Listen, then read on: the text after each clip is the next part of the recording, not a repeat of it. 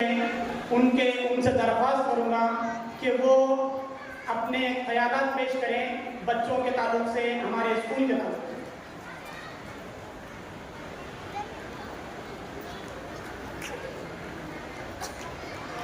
अस्सलाम वालेकुम। आज sir Syed Ahmad Khan Urdu primary school का सालाना जलसा यहाँ पर होने जा रहा है। इस जलसे के सब हमारे अजीज बड़े भाई ज्येष्ठ पत्रकार जिनका साया अल्लाह ताला ताउम्र हमारे सर पर बरकरार रखे, शेख अहमद साहब, मेरे मार्गदर्शक जिनकी सरपरस्ती में मैं काम करता हूँ, मुफ्ती मिर्ज़ा कलीम बेग साहब, API सैयद मुख्तार साहब, जिन्हें मैंने अभी कुछ लम्हात पहले दावत दी और मेरी दावत पर वो लब्बैक कहकर आपके बच्चों का हौसला अफजाई करने यहाँ पर आ गए।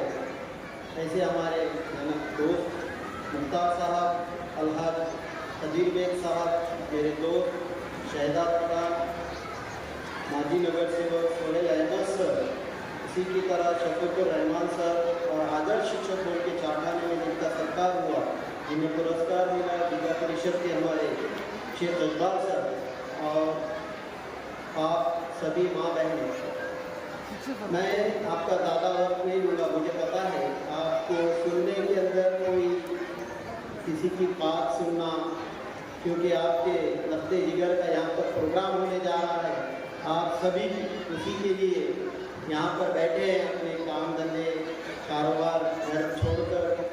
लेकिन मैं ये कहूँगा कि हमारी जो कौम की हालत है आज, क्योंकि यहाँ पर माँ जो होती है, तो माँ की जो गोद होती है वो उसके बच्चे का पहला मदरसा होती है। और यहाँ पर काफ़ी तादाद में आप लोग हैं, तो मैं चंद लम्हा आपसे बात करना चाहूँगा कि हम अपने बच्चों के तालीमी मेयार पर ध्यान दें। हमारा बच्चा अरबी स्कूल से आता है, मस्जिद से पढ़कर आता है, बाहर खेलने जाता है, बाहर खेलकर गंदा होता है, फिर उसके सरकारी स्कूल का टाइम हो जाता है, यानी असली तालीम का, चाहे उर्दू मीडियम से पढ़े चाहे मराठी मीडियम से पढ़े, वो बच्चा खेल कूद के वही कपड़े पहनकर स्कूल की तरफ रवाना होता है और हम कहते हैं कि हमारे बच्चों को अच्छी तालीम नहीं मिलती। तो मेरी माँ बहनों से ये गुजारिश है, हम गौर फिक्र करें कि हमारे बच्चे अच्छे तैयार होकर, जैसे कि हम देखते हैं गैरों के बच्चे सुबह उठकर नहा धोकर फ्रेश होकर स्कूलों में जाते हैं, उनके कपड़े इस्त्री किए हुए होते हैं, उनका स्कूल का ड्रेस प्रेस किया हुआ होता है, सूट बूट टाई लगाकर वो बच्चे स्कूल जाते हैं ताकि एक साफ़ सुथरा माहौल मिले। साफ़ सुथरे माहौल में हमारे बच्चे साफ़ सुथरी पढ़ाई लिखाई करें। लेकिन हमारे पास क्या होता है, खेल के आया, अम्मी में बस्ता फेंका, स्कूल जाओ, वो उठाता बैग स्कूल की तरफ निकल जाता। हम लड़ते कि कोई टीचर को कभी मैंने आज तक ये नहीं सुना कि किसी माँ बाप ने स्कूल में जाकर ये पूछा है कि मेरे बच्चों को लिखना पढ़ना नहीं आ रहा। हमारी लड़ाई होती है, चावल नहीं मिले, खाना अच्छा नहीं बन रहा, खिचड़ी अच्छी नहीं बन रही स्कूल में। हम कब पढ़ेंगे, कब हम अपने तालीम की म्यार के ऊपर ध्यान देंगे? जबकि कलाम पाक में भी कई मरतबा इक़रा इस अल्फाज का जिक्र हुआ, इक़रा यानी पढ़ो, जबकि हदीस है साफ़ सुथरे रहो, क्योंकि इस्लाम साफ़ सुथरा मजहब है। अब हम आप देखें कि हमारे बच्चे स्कूल जाते टाइम साफ़ सुथरे कितने रहते हैं। मुझे पता है कि आज जो मुस्लिम समाज की हालत है, सिर्फ ये तालीम की बेदारी ना होने की वजह से। तालीम की बेदारी अगर हमारे ऊपर आ जाए, अगर हम तालीम लेने में और तालीम देने वाले बन जाए हम, तो मुझे नहीं लगता कि हमें कोई रोक पाएगा। APJ अब्दुल कलाम साहब का जिक्र ले लो, उन्होंने मदरसे की तालीम की, लाइट के नीचे पढ़ा और भारत को उस दुनिया के उस अजीम मुकाम पर ले जाकर पहुंचा दिया जहां पर उनका नाम ले सिवा साइंस की कोई तरक्की पूरी नहीं होती।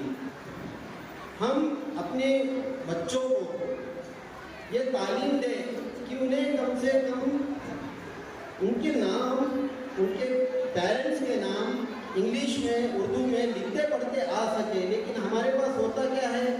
लड़की 7वीं तक पढ़ी, बाद वाला बोलता वो बच्ची बड़ी दिख रही, बोले आपकी रिश्ता देखो।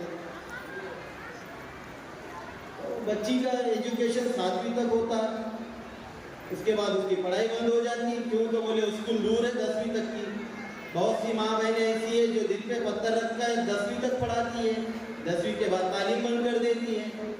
आज के दौर में हम देखें तो मुस्लिम समाज हो या गैर मुस्लिम समाज हो, लड़कियों की कसीर तादाद में तालीम देनी चाहिए, क्योंकि लड़कों से ज़्यादा लड़कियां पढ़ती हैं हमारे पास।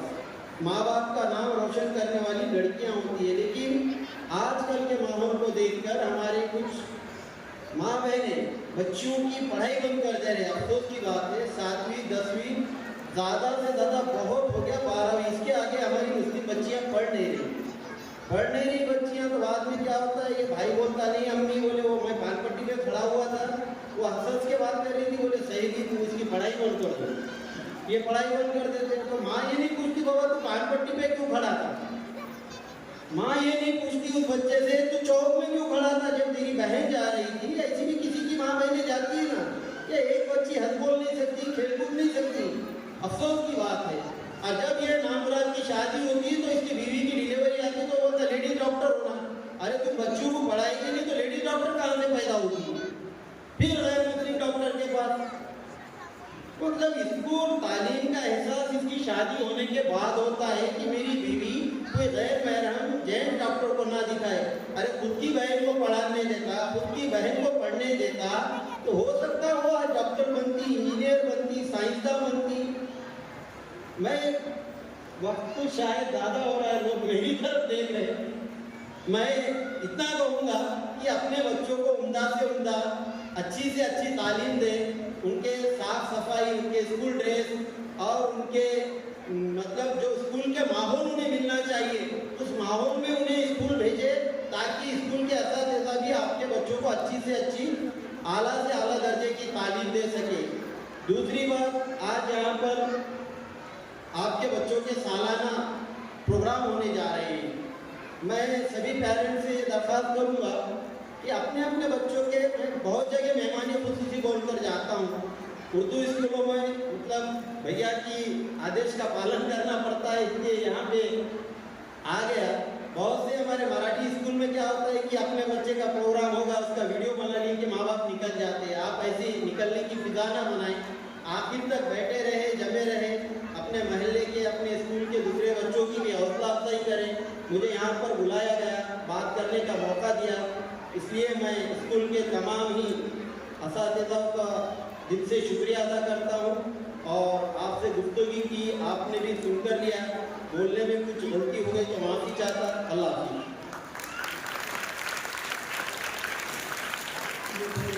जनाब शकील अहमद साहब, अध्यक्ष मराठी पत्रकार संघ जिंतूर, इन्होंने इस्लाही कलिमात हमारे सामने पेश किया।